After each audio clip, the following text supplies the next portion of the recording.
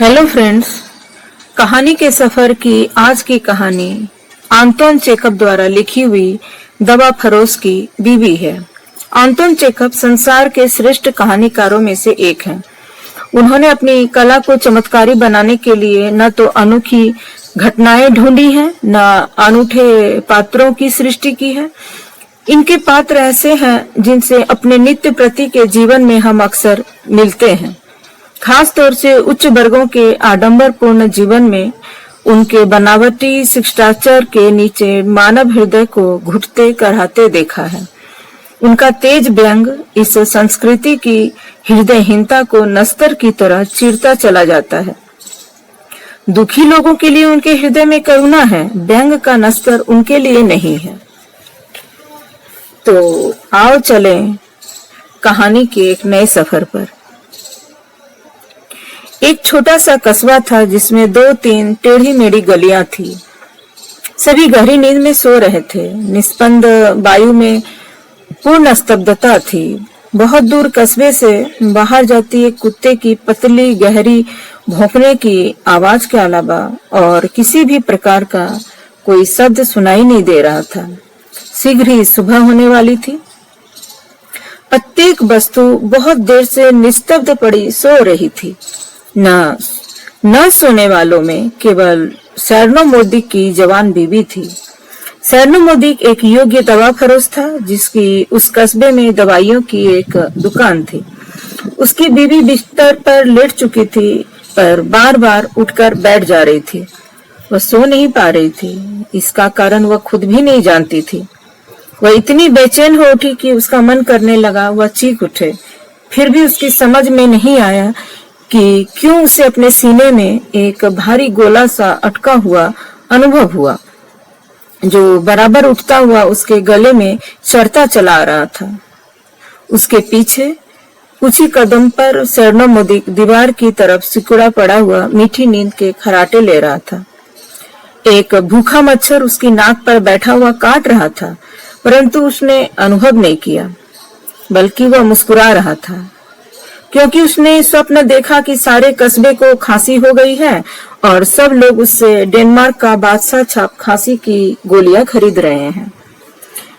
इस समय उसे पीन चुभ होकर, तोपे चलाकर या गुदगुदा कर भी नहीं जगाया जा सकता था। उस दवा फरोश की दुकान कस्बे के बिल्कुल आखिरी हिस्से पर बनी हुई थी, जिससे उसकी बीवी दूर दूर तक फैले हुए खेतों को देखा करती थी। वह वहां से पूर्वी क्षितिज को पहले धीरे धीरे पीला पड़ते और फिर लाल होते हुए मानो किसी ने आग लगा दी हो देख सकती थी। बहुत दूर झाड़ियों के पीछे एक बड़ा चौड़े मुंह वाला चांद अचानक झांक उठता था। अचानक रात्रि की उस निस्तब्धता में पैरों के चलने की और जूतों में लगी हुई एड़ मारने की लोहे की कीलों के बजने की आवाज सुनाई देती है। उसे बातचीत की आवाज भी सुनाई पड़ती है। ये लोग पुलिस कप्तान के कैंप से लौटकर घर जाते हुए अफसर लोग होंगे, दवा फरोश की बीवी ने सोचा। इसके कुछ ही देर बाद अफसरों की सफेद वर्दियां पहनी हुई 2 मूर्तियां दिखाई पड़ी। एक भारी और लंबी चौड़ी, दूसरी दुबली पतली और छोटी। ये वे 4 दीवारी के सहारे सहारे भद्दी चाल से एक पैर को दूसरे के पीछे घसीटते हुए और जोर जोर से बातें करते हुए चली आ रही थी। जैसे ही वे उस दुकान के सामने होकर गुजरी, उन्होंने चाल और भी धीमी कर दी और खिड़कियों की तरफ देखा। इसमें से दवाइयों की गंध आ रही है, पहले वाले ने कहा। और ऐसा है भी।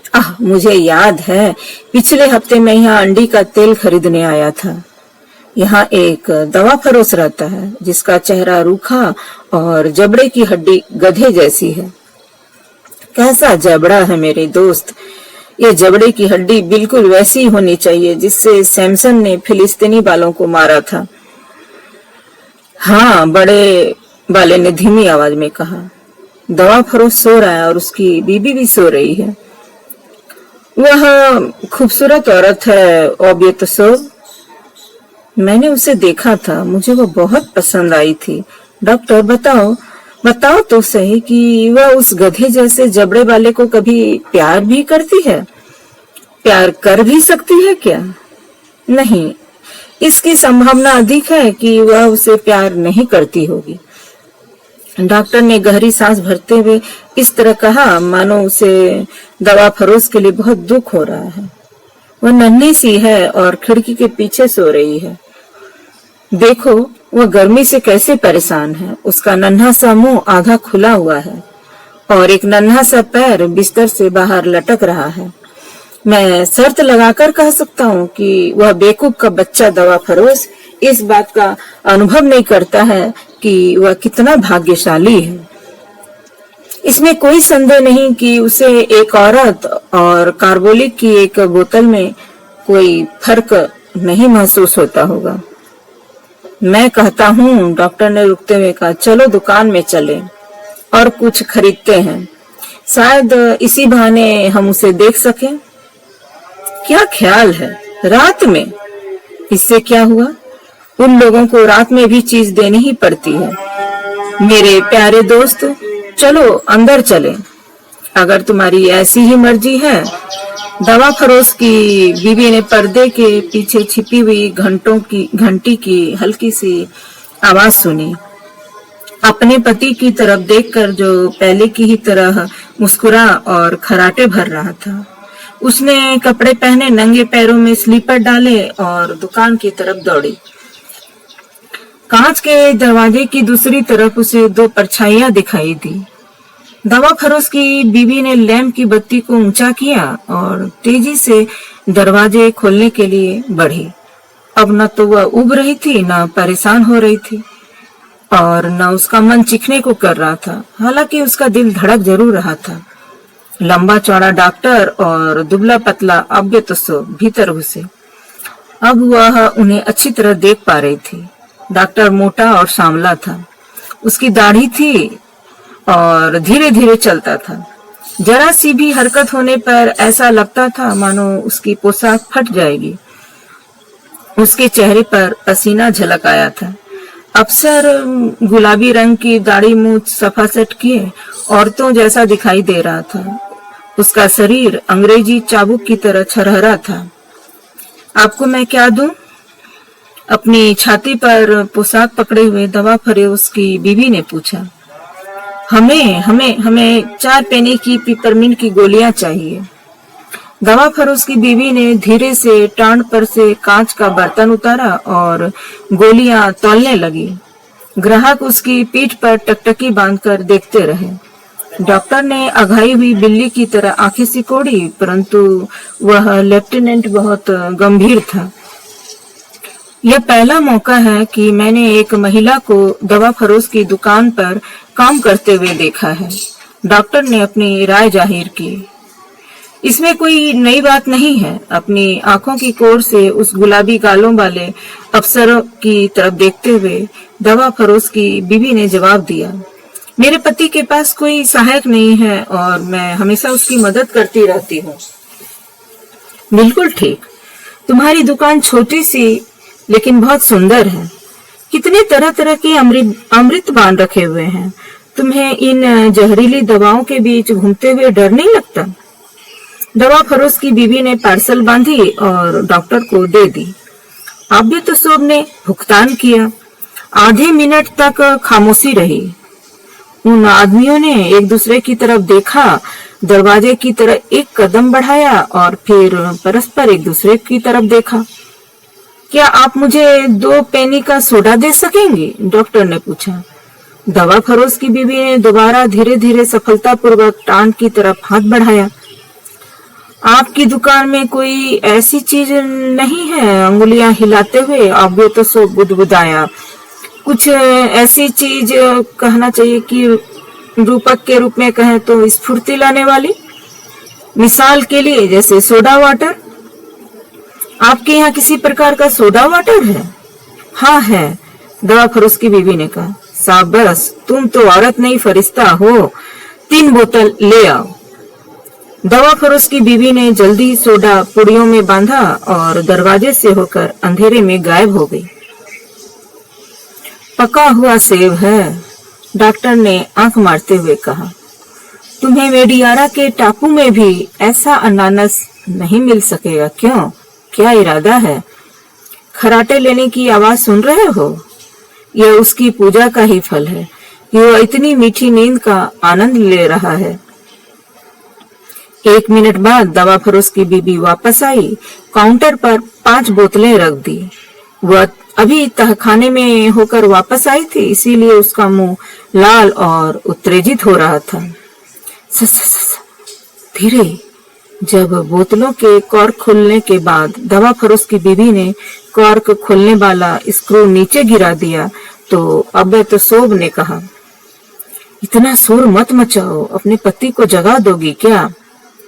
अगर मैं उन्हें जगा दूंगी तो क्या होगा? वह इतनी मीठी नींद सो रहा है, वह तुम्हारा ही सपना देख रहा होगा, तुम्हारे स्वास्थ्य के खातिर।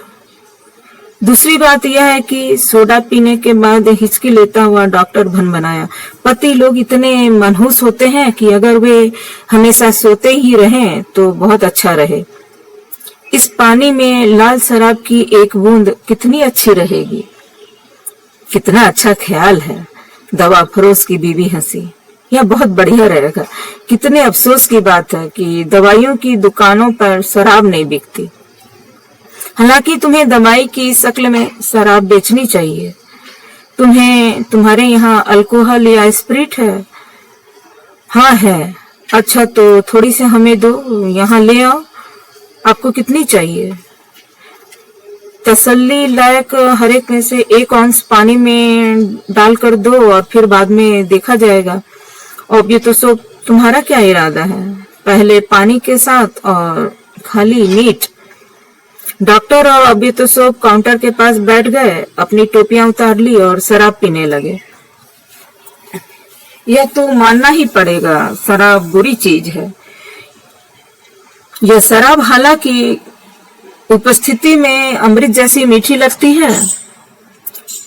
तुम गजब ढारी हो मैडम। कल्पना में मैं तुम्हारे हाथ का चुंबन करता हूँ।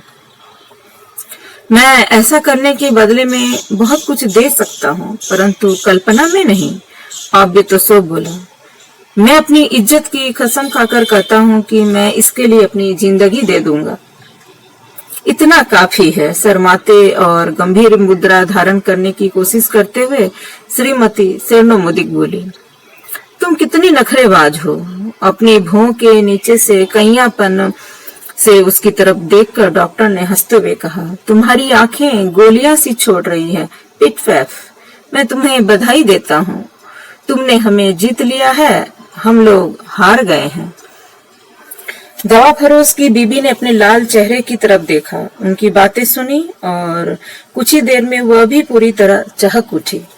ओह, वह इतनी खुश थी, उसने बातें करनी शुरू कर दी, हंसी, नखरे दिखाए और यहाँ तक कि ग्राहकों द्वारा बराबर आग्रह करने पर 2 औंस शराब भी पी ली। तुम अफसर लोगों को कैंप से लौटकर अक्सर यहाँ आना चाहिए, वह बोली। यहाँ कितनी निरस्ता है, मैं तो इसकी वजह से मरी जा रही हूँ। ऐसा ही सोचता हूँ, डॉक्टर ने घृणापूर्वक कहा।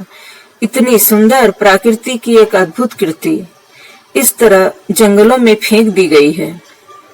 गिब्रोयेव ने कितना ठीक कहा है, जंगलों में सारा टोप को। हालांकि हम अब लोगों को चलने का समय हो गया। तुमसे परिचय करके बड़ी प्रसन्नता हुई, बहुत ज्यादा। तुमको कितना देना है? दवा फरोश की बीबी ने छत की तरफ आंखें उठाई और उसके ओठ कुछ देर हिलते रहे। 12 रूबल और 48 कापिक, उसने बताया। अब्यतसोब ने अपनी जेब से एक मोटी सी पुस्तक निकाली और कुछ देर तक नोटों को टटोल कर भुगतान कर दिया।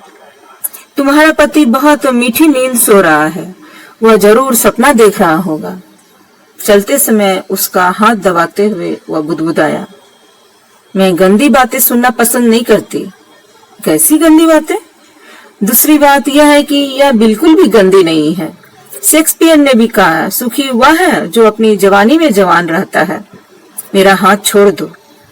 अंत में बहुत तरह की बातें करके और चलते समय उस महिला के हाथ को चूमकर ग्राहक अनिच्छा पूर्वक दुकान से बाहर निकल आए, मानो वे सोच रहे हो कि कोई चीज भूल तो नहीं आए। वह जल्दी से सोने के कमरे में दौड़ गई और जाकर उसी जगह बैठ गई।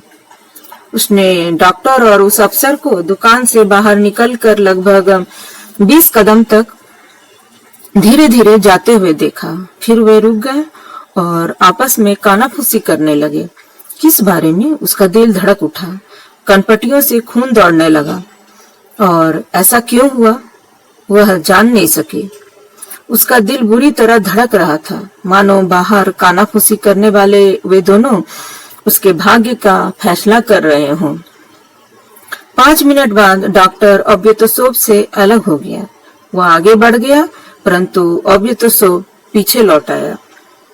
वह दुकान के पीछे होकर एक बार निकला, फिर दोबारा निकला, सामने ठहरा और फिर कुछ कदम आगे बढ़ गया। अंत में होशियारी से घंटी बज उठी। क्या है? कौन है? अचानक दवा फरोश की बीवी ने अपने पति की आवाज सुनी। दरवाजे पर घंटी बज रही है और तुम्हें सुनाई ही नहीं दे रही। वह गुस्सा होकर बोला, क्या काम करने के यही तरीका है? वह उठा, खड़ा हुआ, अपना लवादा पहना और लड़खड़ाते हुए उनिंदा चप्पलें फटकारते हुए दुकान की तरफ चल दिया। क्या चाहिए? उसने ओब्यतोसोव से पूछा। मुझे 4 पेनी की पिपरमिंट की गोलियां चाहिए। बराबर छींकते, जम्हैया लेते, नींद में लड़खड़ा कर चलते और काउंटर से घुटने टकराते हुए दवा फरोश टांड के पास गया और अमृतबान नीचे उतारा। 2 मिनट बाद दवा फरोश की बीवी ने ओब्यतोसोव को दुकान से बाहर जाते हुए देखा और जब वह कुछ कदम चल दिया तो उसने देखा कि ओब्यतोसोव ने पिपरमिंट की गोलियों वाला पैकेट धूल भरी सड़क पर फेंक दिया। एक कोने के पीछे से निकलकर डॉक्टर उससे मिलने आया। वे मिले और इशारा करते हुए सुबह की धुंध में गायब हो गया। मैं कितनी दुखी हूँ। दवा फरोश की बीवी अपने पति की ओर, जो फिर सोने के लिए कपड़े उतार रहा था, गुस्से में देखते हुए बोली, ओह, मैं कितनी दुखी हूँ। अचानक आंसू बहाते हुए उसने दोहराया, और कोई भी नहीं जानता, कोई भी मेरे दुख को महसूस नहीं करता। मैं काउंटर पर 4 पेंस भूल आया हूँ। अपने ऊपर रजाई ओढ़ते हुए दवा फरोश ने कहा, उन्हें गुल्लक में डाल देना। और वह तुरंत ही सो गया।